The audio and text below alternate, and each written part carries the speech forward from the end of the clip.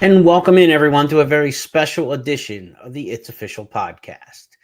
We memorialize Jeff Siegel, the founder of this podcast, my longtime co-host of more than 400 podcasts, passed away this past Saturday, just a week or so shy of his 75th birthday. Jeff was a friend to everybody in the racing industry and certainly a helping hand to thousands, tens of thousands, if not hundreds of thousands of handicappers over the years.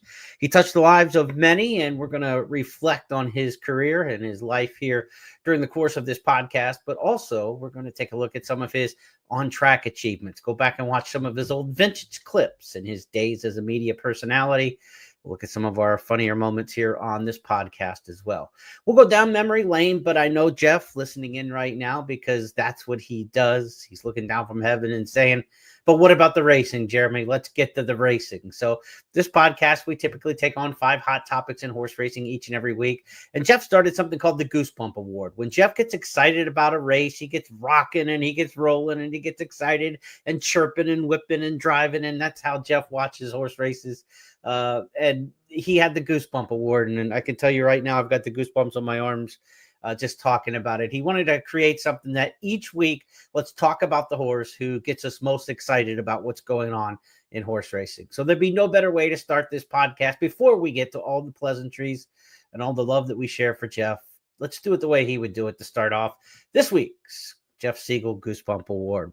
Now, there was amazing performance in New York. No question about it. Napoleon Solo winning the Champagne Stakes in New York. A 2-year-old ran through the win for trainer Chad Summers. No question about it. In many weeks, that could have been the Goosebump Award winner. But this is Jeff Siegel's week we're talking about. There's not going to be any New York horses. It's West Coast, baby. So we go to the West Coast for Jeff. 2 good options last week. The 2-year-old filly Explorer in the Oak Leaf Stake for Bob Baffert. Obviously could have been a very popular pick for Jeff as a Goosebump Award winner.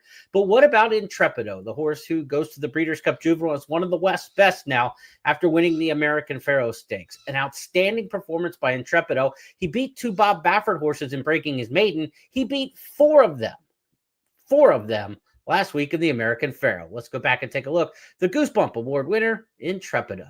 Desert Gate comes to the 3/8 pole, leading by a half length over Christopherson in second.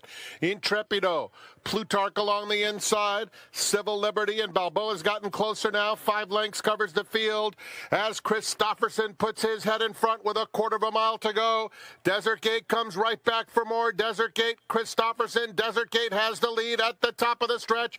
Is asked to finish the job by Juan Hernandez now and opens up 2 with 1 furlong to go. Here's Plutarch along the inside, trying to challenge him in second. Intrepido running a good race, 16th pole. It's Desert Gate. Plutarch on the inside, hugs the rail and just keeps coming at him. Plutarch on the outside. Intrepido erupts, and Intrepido and Hector Berrios took off the final 16th to win the American Pharoah presented by DK Horse over Plutarch and Desert Gate.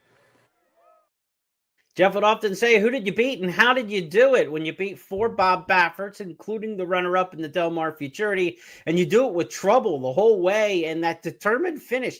Little journalism-like there by Intrepido. If you saw that determination that he wouldn't be denied and kept coming, Jeff would have loved that performance on Saturday. What a good effort there, and that is the Goosebump Award winner for this week, Intrepido for trainer Jeff Mullins. He now heads towards the Breeders' Cup Juvenile as one of the West's best. The Del Mar Futurity winner Brandt for Bob Baffert passed on the 2-turn test in the American Pharoah. Perhaps he goes straight to the Breeders' Cup Juvenile on the stretch out. Of course, Ted Noffey was fantastic at Keeneland on Saturday, as expected. He's probably the favorite for the Breeders' Cup Juvenile. And again, Napoleon Solo. So you've got a really good-looking group from New York to Kentucky to California, at least 3 quality top-end juveniles heading towards the Breeders' Cup coming up on Halloween, October 31st at Del Mar. Of course, Jeff was the morning line maker at Del Mar for last year's Breeders' Cup. One of the things that made Jeff so special, not only to me, but other people, was how much he treasured other people's opinion. He learned from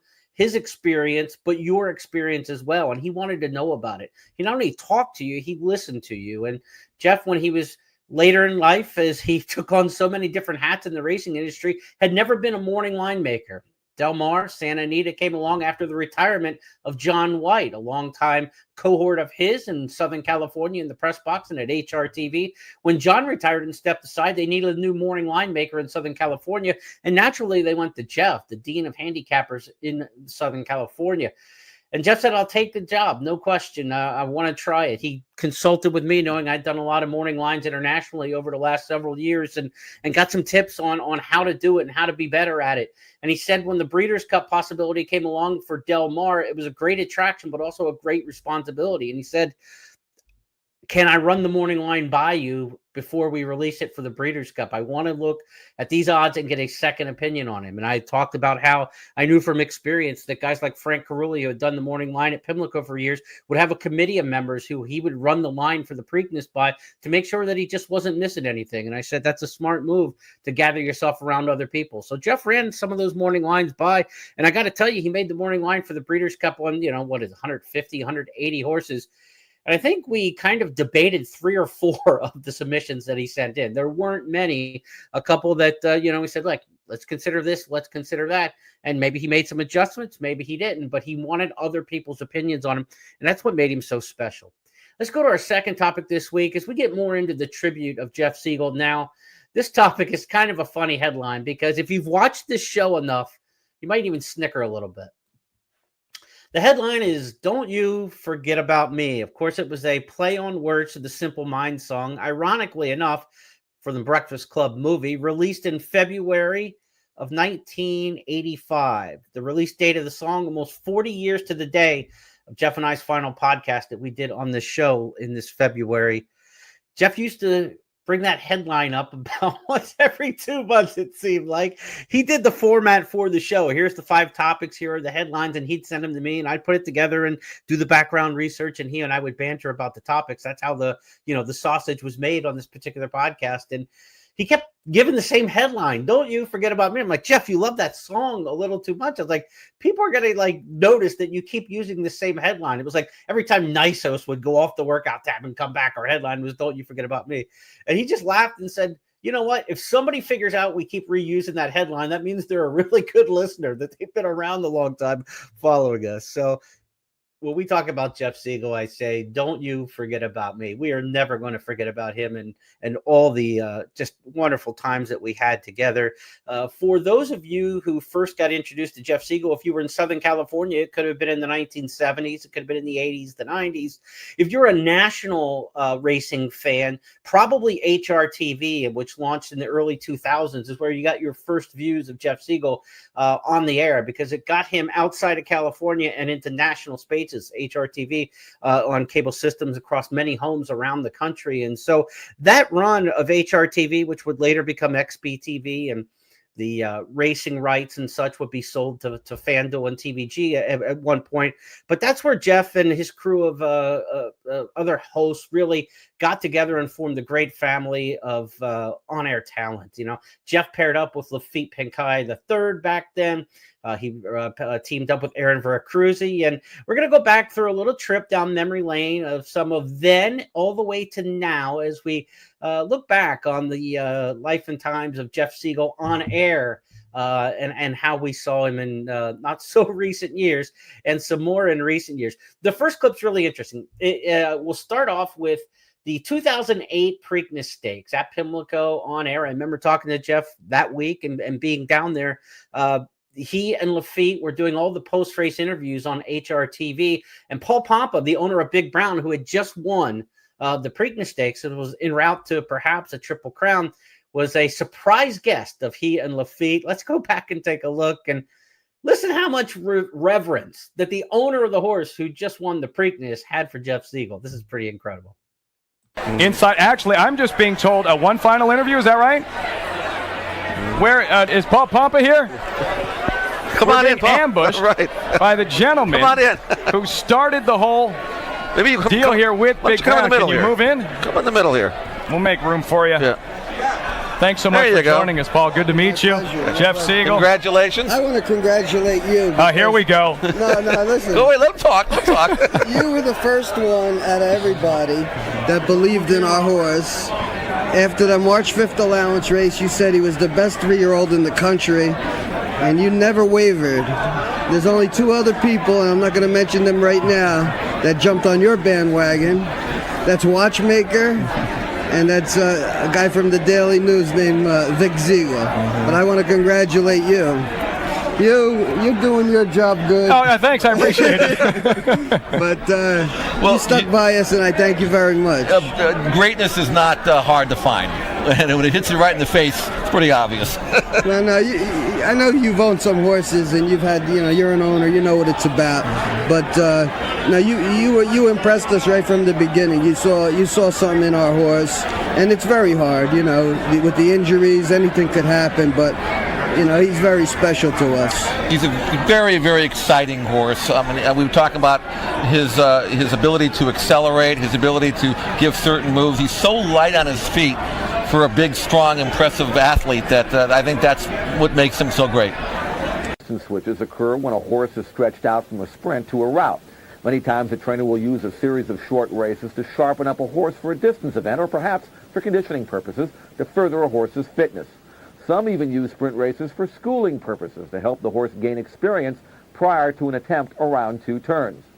When trying to determine whether or not a horse will improve while stretching out from a sprint to a route, you should first examine the horse's past performance chart to determine whether he has ever routed successfully in the past. If so, the sprint to route angle can be considered in a very positive light. You're standing on your soapbox, I'm looking you in the eye. Is there anyone on Saturday that can look American Pharoah in the eye? I don't think so. And I think we're going to see a repeat of the Rebel in which American Pharoah was able to establish the pace, and he didn't even break that well in that race. Made the lead, ears went up, 3/4 in 1:15, just galloping along, chirp 2 at the top of the stretch. And as you can see in this video, he was very strong in the final furlong. It was an off track, but he obviously doesn't need any kind of off track to propel him. And as impressive as he was winning the Rebel in the prep for this race, he may very well run even better. He's worked spectacular since that last race right here at Santa Anita, 3/4 on 11 and change just the other day, and he was just unbelievably sharp. And he arrives in Arkansas running against essentially the same group of horses with the same exact pace scenario, similar to Dortmund. Dortmund won the Santa Anita Derby with the same exact kind of front-running trip against the same horses he had just beaten previous to that in the San Felipe, and I think we're going to see the same thing here, a repeat effort of the Rebel, only maybe even more impressive. Well, if the handicapping aspect of the race is a foregone conclusion, what are we looking for from the Pharaoh? Well, I'd like to see him look somebody in the eye early on, or maybe even sit second, and prove that he can do that, because you're not guaranteed to make an easy lead in the Kentucky Derby. We know that. He's not a runoff. He doesn't run off and kind of hang on. He's a very easy horse to ride. But again, will he be as effective sitting behind another horse if, in fact, that's what it calls for? I don't know if that's going to happen in the Arkansas Derby. But if it did, I think it would teach us and let us believe that that's something that he could do if, in fact, it's required in Kentucky. Our Triple Crown tracker takes us to Santa Anita on Saturday for the 7th race. It's the Grade 2 San Vicente Stakes, 7 furlong distance, and this is a very, very, very good colt. I love the outside draw for the second time starting son of Street Sense. He can stalk, pounce, and go whenever Joel Rosario wants him to go.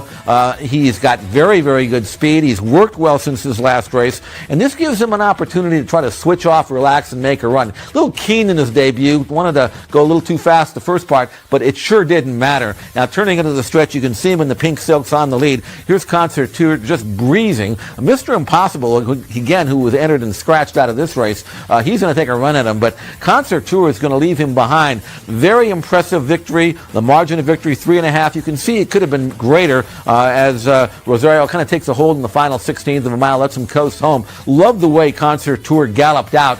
Full of run, big, strong, strapping son of Street Sense, absolutely should run farther. And this is a logical stepping stone for Concert Tour. After breaking his maiden, he runs in this 7 furlong race, and after he gets done with this field, then he can stretch out. We'll see how far he can run. Todd Pletcher, and by the way, credit to Pletcher for hiding this one. This one he was not even favored in this race.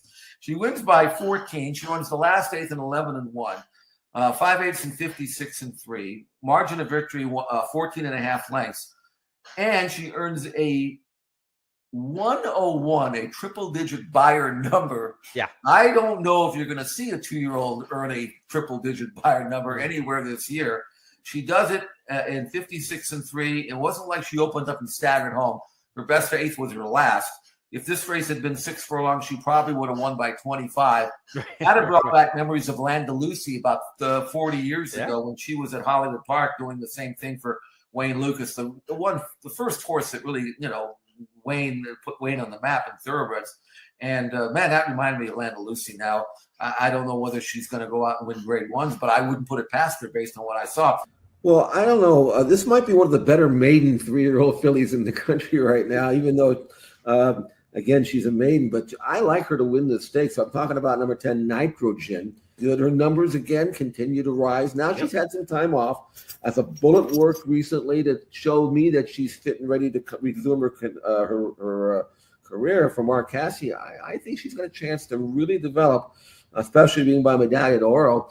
And I think she'll pick up where she left off. And if she runs back to her Breeders' Cup Juvenile Fillies race, she'll outclass this field, I would think. And at 5-2 on the morning line, if you can get it, I think there's a gamble there. I'm agreeing with you. Maybe I'm a California honk. I know you're not. So no, and I'm taking Baffert, and you're cold on a horse, which we've completely. It's like we're like Eddie Murphy and Dan Aykroyd. We're trading places this week, I guess. Exactly. I'm taking Madigan Road, and you're going with Cassie. So I can tell you this: if Madigan Road wins, it'll make me like the California horses even more than I do. Yeah. So, because I know he's not quite in the same league as the horses that we like there.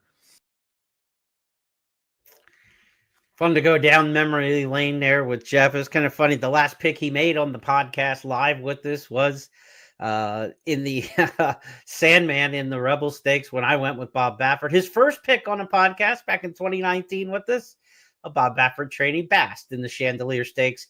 She went on to the winner's circle. So Jeff started a winner, closed out trading places together where I was on Baffert and he was against in the Rebel Stakes earlier this year in February. We've got a lot more to talk about here over the next several minutes or so, but reactions from around the world of horse racing. Steve Bick did a wonderful tribute over the past day or two on his At the Races show, stevebick.com. You can check out the replay of those. I had a good fortune of being a part of that conversation today on Tuesday. It was a pleasure to do so with so many other of Jeff's great friends. Just a little sampling around the way of the reaction to the passing of Jeff Siegel on the internet. Some of these quotes I took off various X feeds. Appreciate the folks who passed along their great messages. This photo from Jay Pribman, the 1989 press corps at Santa Anita in the press box. You see Jeff bottom right there. He was the head. He was the head honcho down in the front row of the Santa Anita press box. The dean of the handicappers there. A little bit more hair back then along the sides, trimmed along the sides. It was his partner Zoe Cadman who got him to shave those and go with the Kojak look, she called it, and which Jeff had over the past several years. He and I, neither one of us really used a brush when it came to doing the podcast, which we share that in common for sure. Take the over on how much he'll be missed, said Steve Bick, host of the At the Races program.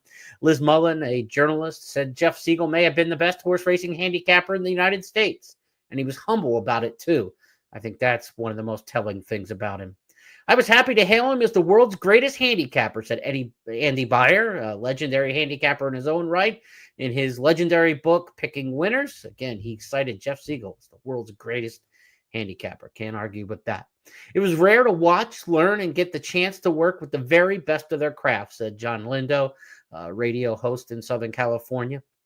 It's impossible to fully sum up what he did for my career, said Andrew Champagne. And you talk about some of the younger people in the racing industry, people in their 20s, 30s, early 40s that were influenced by Jeff Siegel now and will be the future of the racing game. I'm 54. I'm about 20 years younger than Jeff. And he had a great impact on me over the last several years. And I've grown from learning from him as well.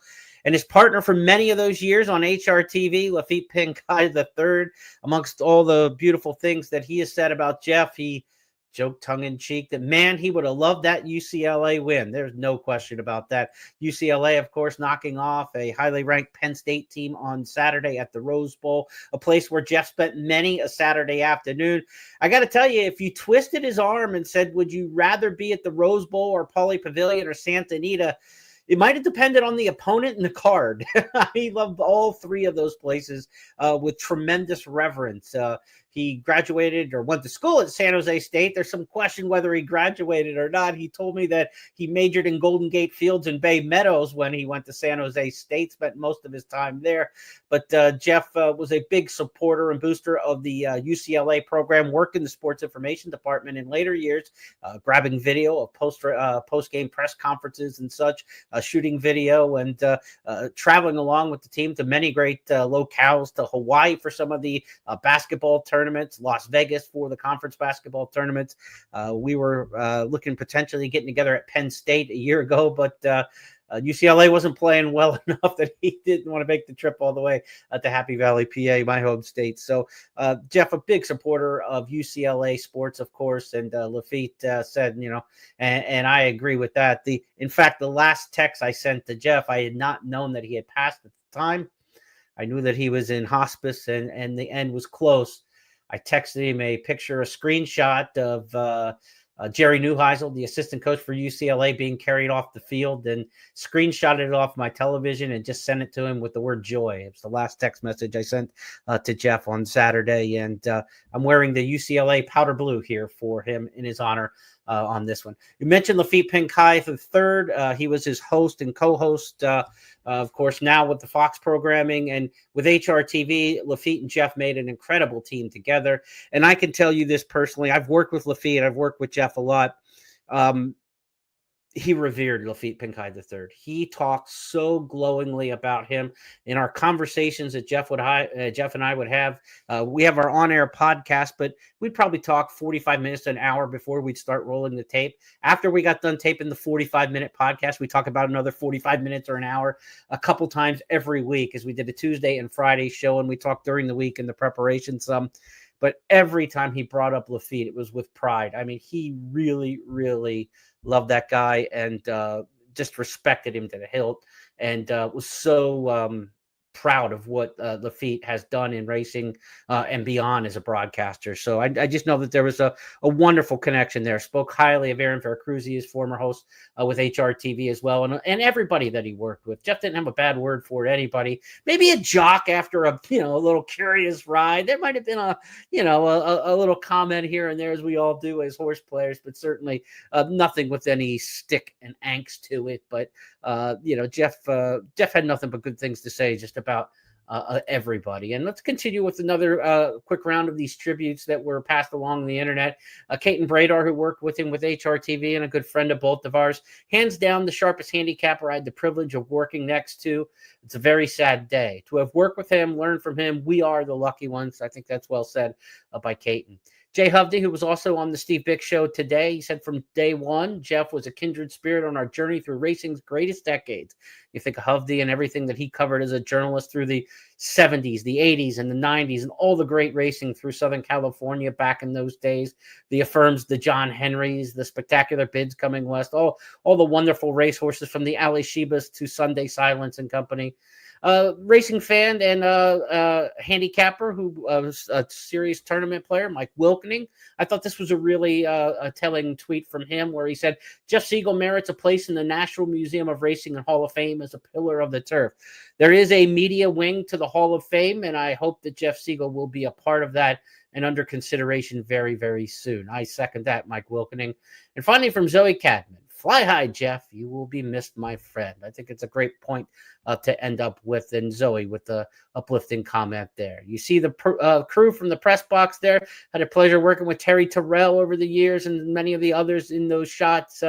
The Santa Anita press box, not as busy as it once was. Press boxes around the country simply aren't. There was a time when, even in my early days in Oklahoma City, when Remington Park was kind of in its infant days, and I was part of the press box crew there were two different writers from Dallas who would come up and cover the races 2.5 hours away. You had your Tulsa, 2 newspaper reporters. You had Jerry Schottenkirk in Oklahoma City. You had a full press box there, along with handicappers and TV personalities and such. It's not the same anymore. Digital has changed things up with that, no question about it. And the lack of sports media, much less racing media, have changed the way those press boxes look. So it's kind of fun to get that look back. Steve Bick shared that photo from Jay Privman on his X feed. So I thought that was really cool to share with the group. So don't you forget about me. We absolutely will not. Part of the lyrics to that song, Will you recognize me, call my name, or walk on by? You will be recognized, Jeff Siegel, and hopefully you'll be recognized by the racing community in Southern California. There was a beautiful moment of silence for him on Sunday at Santa Anita during the live races. They name stakes races for people in horse racing a lot of times posthumously. A stakes race in Jeff's honor would be great, but as a wagerer and as a bettor and as an educator and an entertainer of the racing pursuit of handicapping, I'd like to see a wager name for Jeff Siegel. How about the Pick Six in Southern California being renamed the Siegel Six? Who's behind me on that? I think as a Pick Six player, an aficionado of the Pick Six, a guy who was against the jackpot wagers and for the traditional Pick Six, I think the Siegel Six has a good ring to it. That's going to be my suggestion moving forward. If you're going to honor Jeff Siegel, do it at the windows. That's the way he would like to have done it. Let's go to our next topic this week on the program as we hit topic number 3. Simple Minds and Don't You Forget About Me. That was a great hit and one of Jeff's favorite songs and one of our most used headlines. But what about his greatest hits on the track? I mean, we know him as a media personality. And like I said, a lot of folks in a national standpoint didn't know Jeff in the 70s, 80s, and 90s if you weren't in Southern California.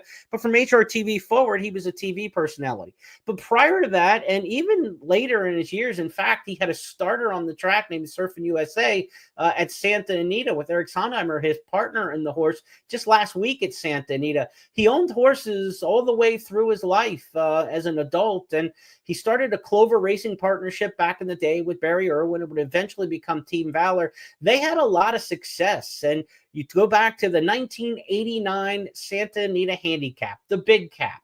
They won it with a 50-1 shot named Martial Law.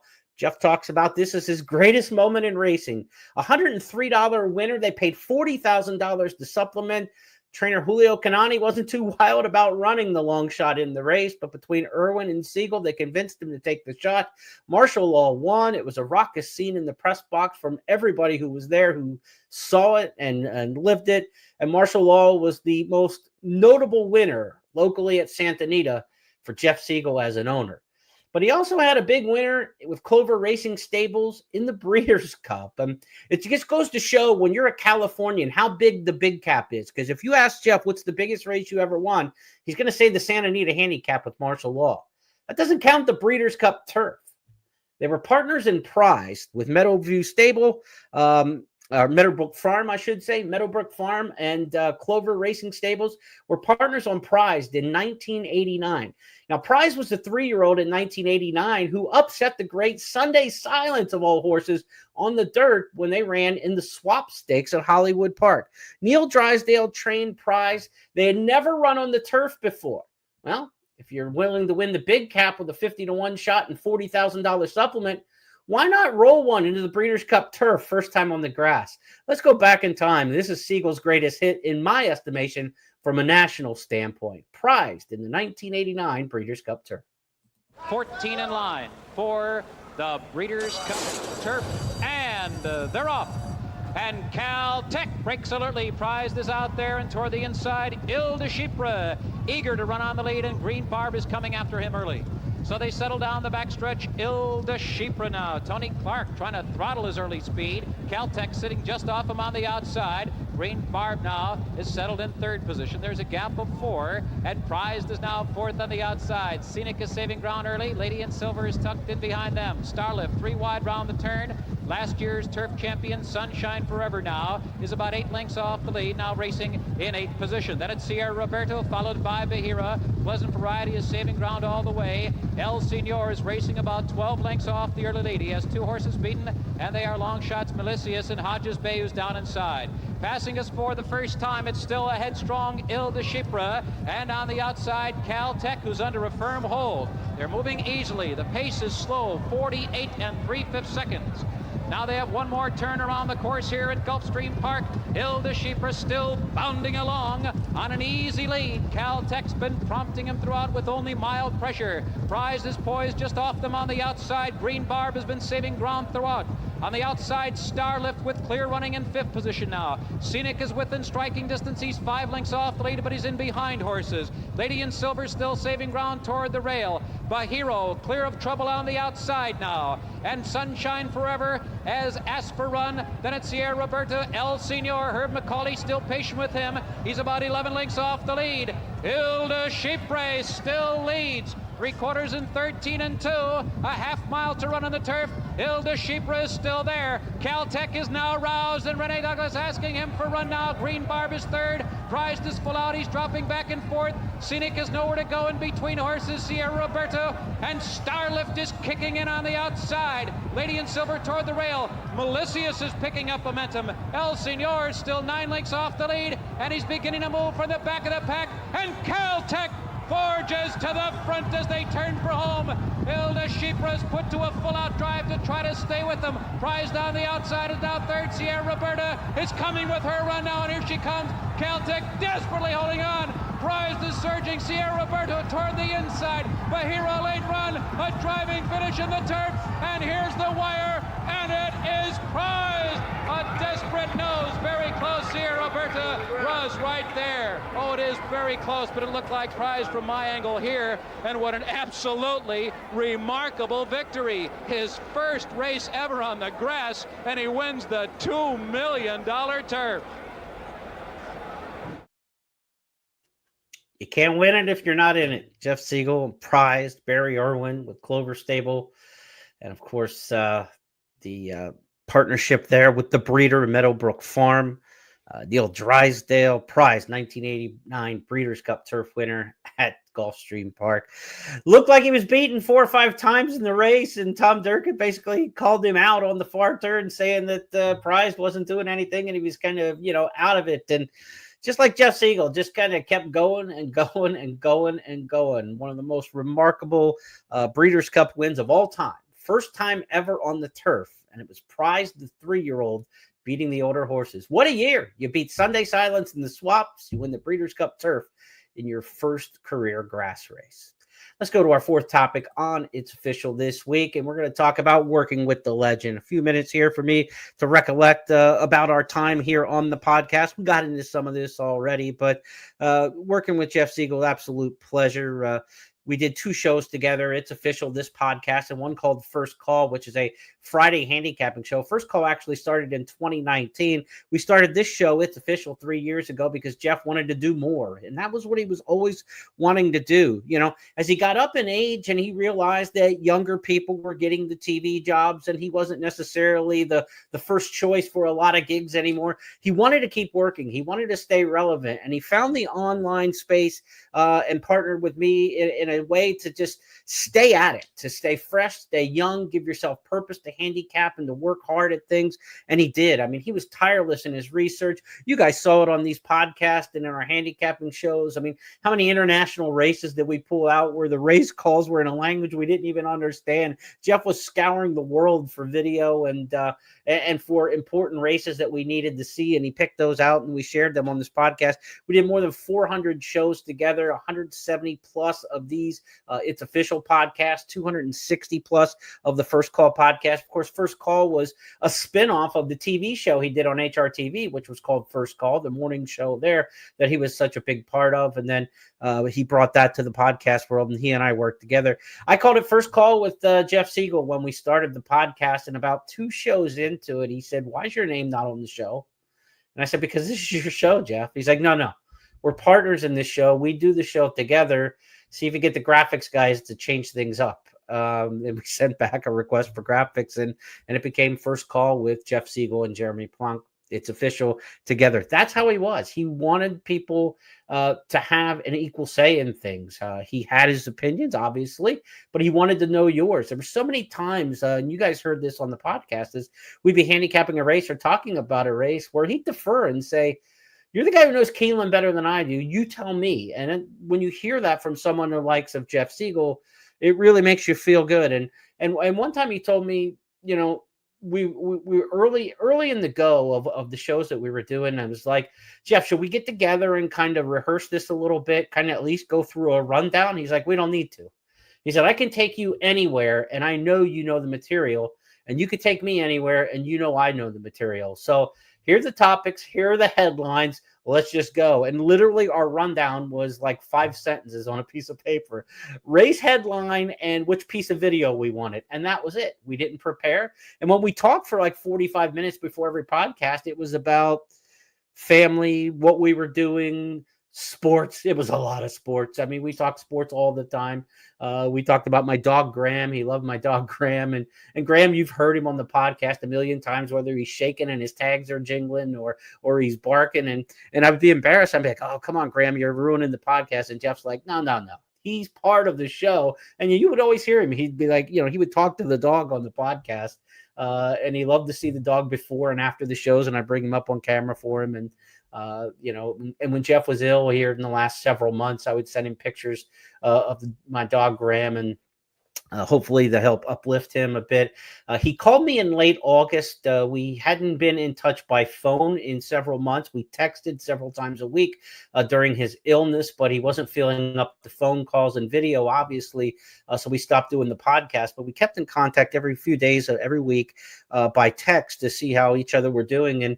And I got a surprise phone call in August, late August, and I was like shocked. And I picked it up, frantically. And it was just so wonderful to talk to him for about 15 minutes and just kind of hear his voice. And he kept a positive, uplifting outlook. He said there's light at the end of the tunnel, light at the end of the tunnel. That was his expression that he would always say. He was happy that the facility he was in while he was recovering after his treatments and everything that he had to go through, the transfusions and all that his sister brought her dog in, and he said, I just couldn't believe how great that was to spend some time with the dog. And it just made me feel good because I knew that, that I'd been sending him some pictures and things like that it was something that helps, and obviously pets and dogs are therapeutic to a lot of us. And the fact that he always loved Graham and wanted him to be part of the podcast. He was like the third unofficial member of the show with me and Jeff, and Graham's a sad today too, because, Jeff's not with us anymore, but I promised myself I wouldn't get choked up here. So we're going to try to, pray for strength and get through this. We did our final show together on February 21st of 2025, a first call. And again, we previewed the Rebel Stakes and some other stakes races that day. Jeff came back for the Kentucky Derby and for the Belmont Stakes. He did 2 handicapping videos while he wasn't feeling well. But he felt well enough to do those, and it was out of the blue. We're putting together the wager guides for First Bet and Express Bet, which I've done for the last 20 years. And Jeff has always been a part of those. And I wasn't counting on him for the Kentucky Derby. And then out of the blue, a couple days before, I just get a notice from him saying, I'm in with, and that's how he always replied. Like whenever it was, hey, we've got a request, it was, I'm in capital letters, 2 words, exclamation point. He never turned down an opportunity to contribute. And I just got that I'm in message a couple days before the Derby. And next thing you know, a video shows up that he shot from his home studio. And he handicapped the Kentucky Derby for us for the wager guide. And then he came back and did one more for us in the Belmont Stakes. And so in true Jeff Siegel fashion, he picked Bob Baffert and Rodriguez in the Belmont because he loved to pick the Baffert horses. And he loved the Curlins, right? I mean, if there's anything you got out of these podcasts and handicapping over the years, is how much Jeff loves the sire Curlin. And we used to joke about it quite a bit. But, so Jeff was able to come back and have a couple last hurrahs with us on video that way, recorded videos, and I'm just grateful for all the contributions he made. He handicapped through the Santa Anita spring and summer meet before stepping aside. He was the morning line maker at Del Mar and Santa Anita for a time there at the end of his career. So you never get too experienced or too old to take on new challenges. I think it's a good lesson. He had never been a morning line maker till he was 73 years old, something like that, and took on a new challenge. And not only took it on, but took it on at the Breeders' Cup level. Really something to be learned there. He was always strategizing about what's next. I mean, he would always come to me and, what are we going to do next? What's next? What's next? We started with that first show. Like I said, we started with the other show in the First Call podcast in 2019. And then he wanted to do more. We got to do more. We got to do more, and sometimes you you meet some resistance at higher levels, and people that are like from a content standpoint of like, okay, well, we don't need to do this. We don't need to do that. But what we want to do is this. And you'd be pitching and pitching and pitching until we kind of got, some of the ideas that we wanted together out in the world and in the handicapping world. And I was really proud the way he pushed me to be better at stuff. And when you work alongside somebody who's that good at what they do, you're missing the boat if you don't try to equal their effort, because you will find out that you get so much better when you're around people that are that talented and match up that kind of effort with the talent. Just really an absolute pleasure to work with him. Again, 400 plus shows, and we're going to wrap this up here shortly with our final segment that we did each and every time here on the podcast with Jeff. It was always about the stars of tomorrow. Then you're always looking forward. And as they say in horse racing, no trainer ever passed away, committed suicide in the fall with a good 2-year-old, because when they turn 3, hope springs eternal. We always wanted to finish the show on a positive note, because that's how Jeff was. Light at the end of the tunnel, as he kept texting me throughout his illness. Our star of tomorrow is a horse named Heartily. Significantly enough, we're going to finish up the podcast with this winner from Keeneland last week. If you saw opening weekend at Keeneland, there was only one wire-to-wire winner the first 2 days of racing. It came in Saturday's finale. It was a Wesley Ward trainee and left no doubt about it. And now Helmet of Will switches off the rail, comes up to the outside to challenge. Steel Golden is running late. Boonesboro, Circle Me. Steel Golden coming down the center of the track. 7 lengths behind the lead, though, of Heartily. And Heartily in front by a 6-length margin at the 16th pole. It is Heartily for John Velasquez, his 5th win on this card. Late run from Liberty Valance to challenge at the wire for second, but no catching. Heartily in the nightcap. Heartily, our star of tomorrow for trainer Wesley Ward, $375,000 2-year-old by Complexity. Look forward to this one moving forward, and looking forward to the future, as Jeff always did with our stars of tomorrow, the aptly named Heartily. Let's review the 5 topics on It's Official this week. Our tribute to Jeff Siegel. This week's Goosebump Award, we had to go to California. And when you beat 4 Bob Bafferts, you get the honor. Intrepido, winner of the American Pharoah Stakes. Don't You Forget About Me, the Simple Minds song that was a headline so many times on this podcast.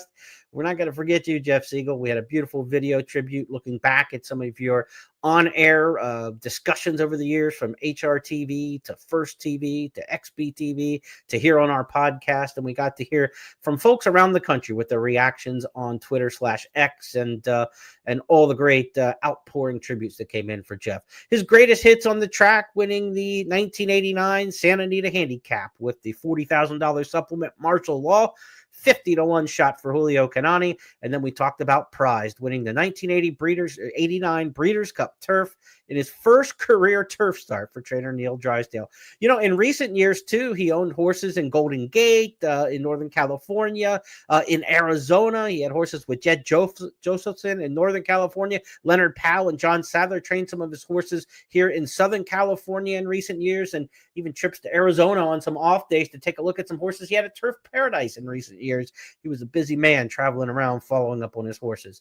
And a star of tomorrow, the aptly named Heartily, first-time starter, the first wire-to-wire winner of the meet at Keeneland. Wesley Ward trained that one to win by 6.5 lengths. That's our star of tomorrow. His name was Heartily. And those 5 topics are now official because Jeff Siegel said so. That's the way we do it here on this game. That was a slogan that Jeff came up with at the very beginning of this show. He said, I said, why are we calling this It's Official? He said, because I said so. And that's how it is. So we ran down the 5 topics, and they're now official because we said so. And Jeff gets the last word here. On behalf of everybody with First Bet, Express Bet, the Stronach Group, anybody who's worked with Jeff over the years, from Santa Anita Park to Hollywood Park to XBTV and back to the HRTV days, and racing fans around the world, I want to say what a pleasure it was to do this. I'm not quite sure how I made it through. I thank the good Lord for the strength and the power to do so, and the opportunity I had to be close to Jeff over these last several years. A true great friend to everyone. We are going to miss him greatly, but we are going to honor his spirit in the future. We'll have more news about this podcast and other podcasts that we do here on the network with First Bet and Express Bet and Horse Player now in the coming weeks. But for now, we sign off for the final time. How ironic. We're at the 44-minute mark. Every time Jeff and I did a podcast together, it finished between 44 and 45 minutes, and we didn't have a format. So at this point, I say thank you so much. We love you, Jeff Siegel. Take care, everybody.